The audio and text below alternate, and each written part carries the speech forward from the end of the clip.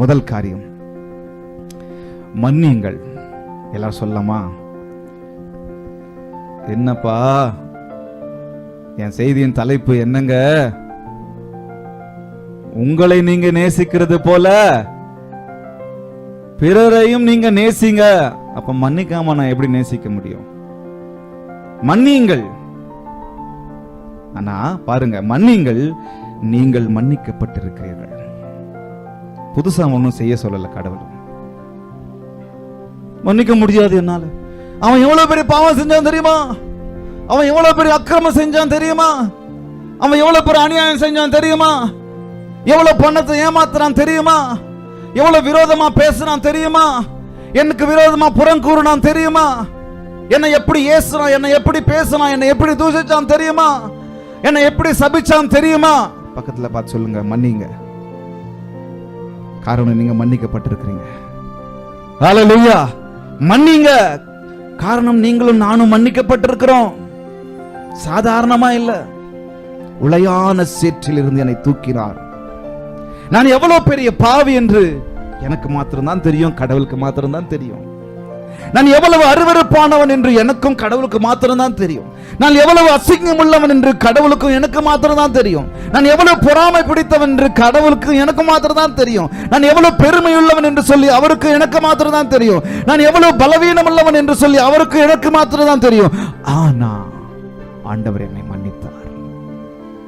அதே போல நானும் பிறரை மன்னிக்கணும். ஒன்னும் பக்கத்துல பார்த்து சொல்லுங்க, ஒன்னும் புதுசா ஒன்னும் செய்ய சொல்லல. ஆனா செய்ய மனசு நமக்கு இல்லை. அன்னைக்கு சொன்னது போல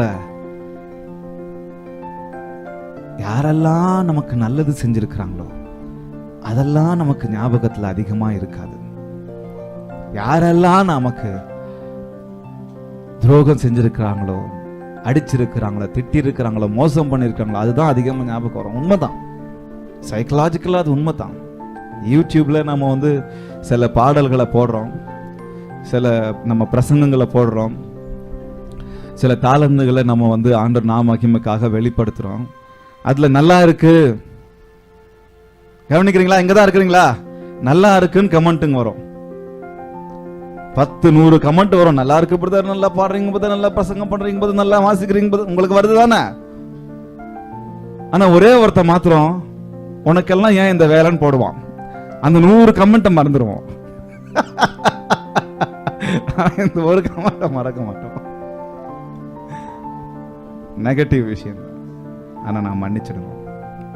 யார் என்ன செய்யட்டும், யார் என்ன செய்யட்டும், நான் மன்னிச்சிடணும். ஒரு உதாரணத்தை அழகா ஆண்டவர் கொடுக்கிறாரு. அப்ப அந்த உதாரணம் எவ்வளவு அழகு, அத போல நம்ம பின்பற்றினா போதும். பாருங்க, மத்தேயு 18 இந்த இடத்துல ஒரு விஷயம் இருக்கு. மத்தேயு 18வது அதிகாரத்தை எடுத்துக்கங்க. மத்தேயு 18, எல்லாரும் என் கூடவே இருங்க.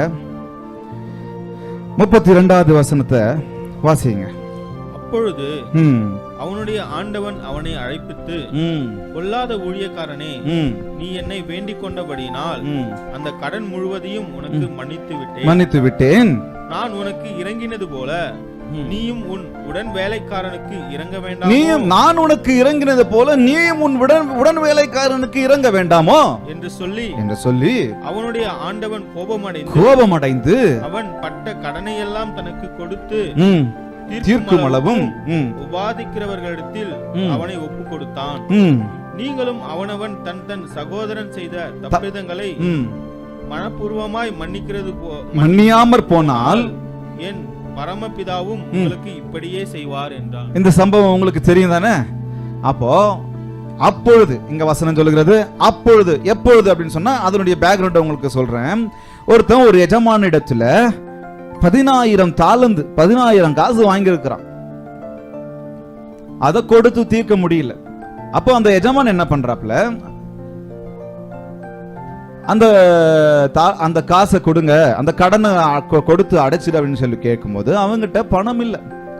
அப்ப அந்த பணம் இல்லைன்னு சொன்ன உடனே அவன் என்ன பண்றான், அந்த எஜமான இடத்துல அந்த ராஜா அந்த ஆள் இடத்துல சொல்றாரு, என்னால முடியல, நான் சீக்கிரமா கொடுத்து தீர்த்துறேன், எனக்கு கொஞ்சம் டைம் கொடுங்க, இந்த கடனை நான் அடைக்கணும், கொஞ்சம் டைம் கொடுங்க அப்படின்னு சொன்ன உடனே கோபமா இருந்த அந்த எஜமான் அவர் என்ன பண்றாரு, அந்த எஜமான் சரி ஓகே நீ கொடுத்து தீர்த்துரு அப்படின்னு சொல்லி கொஞ்சம் மனது இறங்கி என்ன பண்றாரு, அனுப்பி கொடுக்கிறாரு.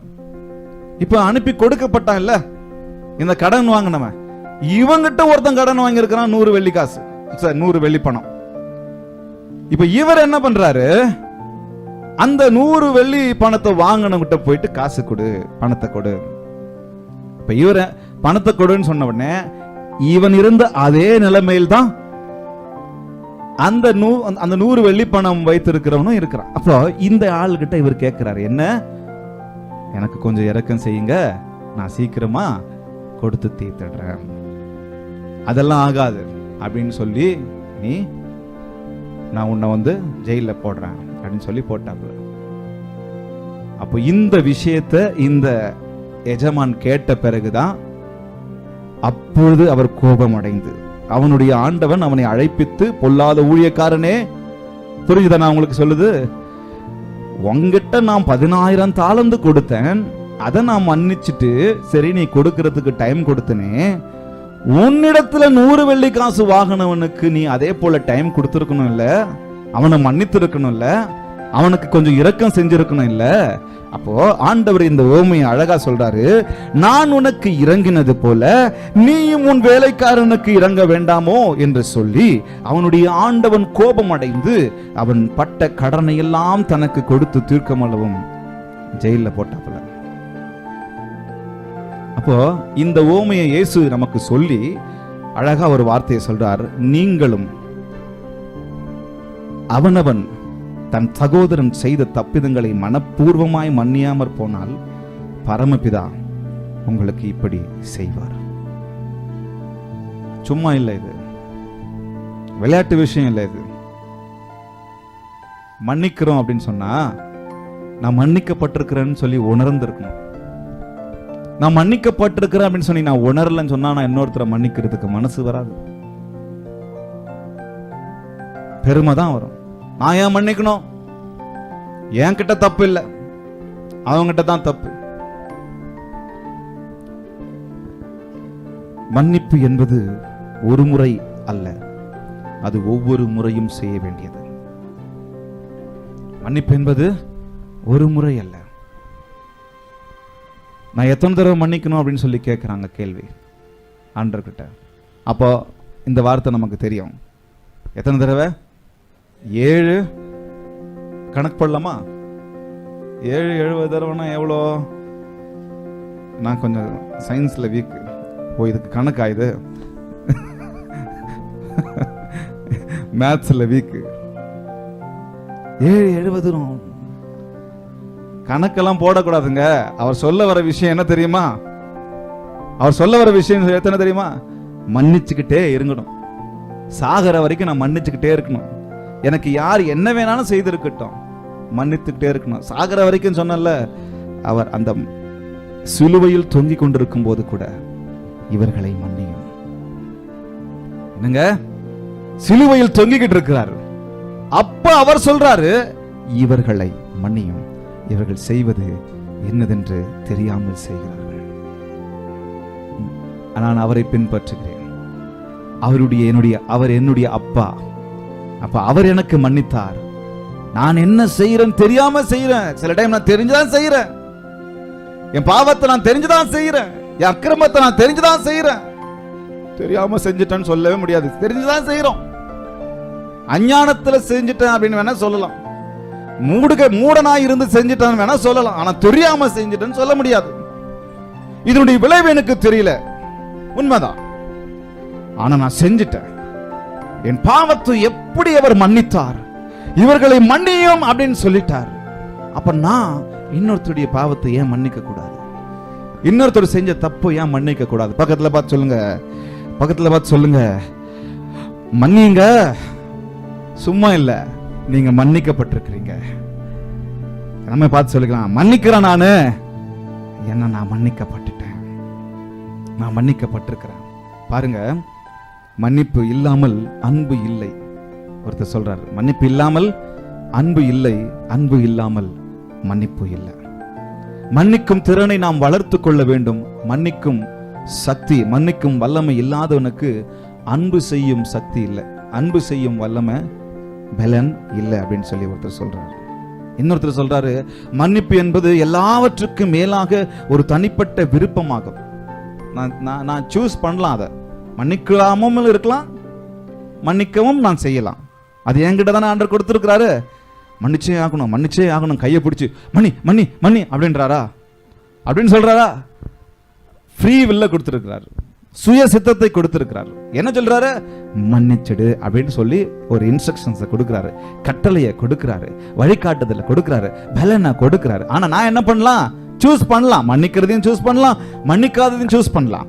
இவர் சொல்றாரு, எல்லாவற்றுக்கும் மேலாக தனிப்பட்ட விருப்பம் தீமையை தீமையுடன் திருப்பி செலுத்துவதற்கான இயற்கையான உள்ளுணர்வுக்கு எதிராக இருதயத்தின் முடிவு. அப்படின்னா ஒருத்தன் செஞ்சான் பாருங்க, அடிக்கு அடி, ரத்தத்துக்கு ரத்தம், பல்லுக்கு பல்லு, பழிக்கு படி அப்படின்னு சொல்லி நம்ம செய்யறோம் பாருங்க.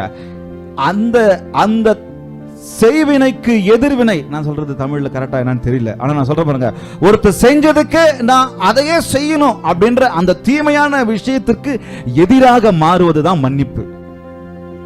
ஹல்லேலூயா. அப்போ ஆண்டவர் கத்துக் கொடுக்கிறார் இத. நாம் தீமைக்கு தீமையை செய்யாமல், அப்படி சொல்றாரு, தீமையை தீமையினாலே வெல்லாமல் நீ நன்மையினாலே வெல்லு. அதுதான் மன்னிப்பு. ஹல்லேலூயா. தவறு செய்வது, சொல்லுவாங்க, தவறு செய்வது மனித இயல்பு, ஆனால் மன்னிப்பது தெய்வீக இயல்பு. ஹல்லேலூயா.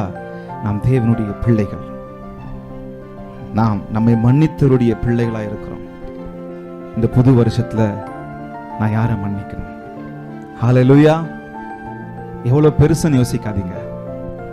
மன்னிப்பு, மன்னிக்கிறது என் மனசு அப்படின்னு சொல்லி யோசிங்க. ஹல்லேலூயா. மன்னிக்கிறது தேவனுடைய இயல்பு அப்படின்னு சொல்லி யோசிக்கலாம். மன்னிப்போடு இந்த வருஷத்தை நம்ம தொடங்கலாம்.